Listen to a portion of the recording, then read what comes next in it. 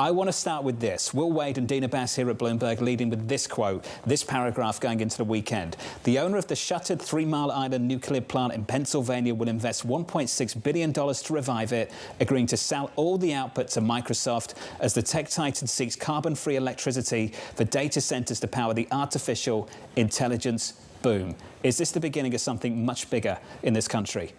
I think so. I mean, look, there is a clear demand for, building data centers that can train these large language models at the scale that currently, we are not at. And what they're trying to do is focus on renewable energy. So all these large hyperscalers have goals around using, more renewable energy. And look, that's why they are going down the stack in terms of doing it themselves, because they know exactly the configurations for these data centers that they need, what kind of power requirements they have.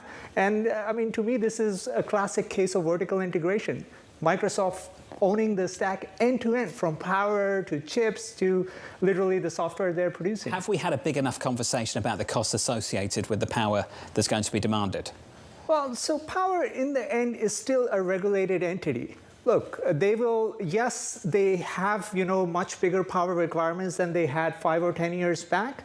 But in the end, the government is overseeing that. They will get that support, and the government wants Microsoft to build large data centers here because they want to own the data. They want everything to be done onshore. So I think I wouldn't worry too much about the power costs. It's more the chip costs that they have to deal with, and that's why they'll probably go with their own chips at some point. But to John's point, I understand that they're regulated entities, but if they're going off the grid in order to provide their own electricity, at what point do we have to start to look at the fixed costs that are increasing, that are having to be provided privately by some of these big tech companies in order to provide the reliable service they're promising?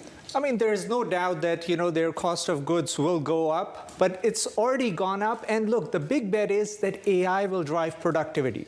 Now, you could argue we are not seeing that productivity now, but in their end product, if they can offer a co-pilot that helps you, become 20%, 30% more productive, then companies or consumers don't mind paying for that. So the big bet is with this AI wave is it's going to drive productivity. And you're going to start seeing that 2 to 3 years down the line.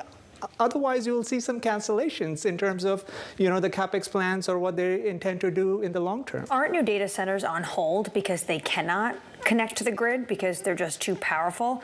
How much is this going to be basically the source of new deals? You have to get your own basically mini grid in order to operate.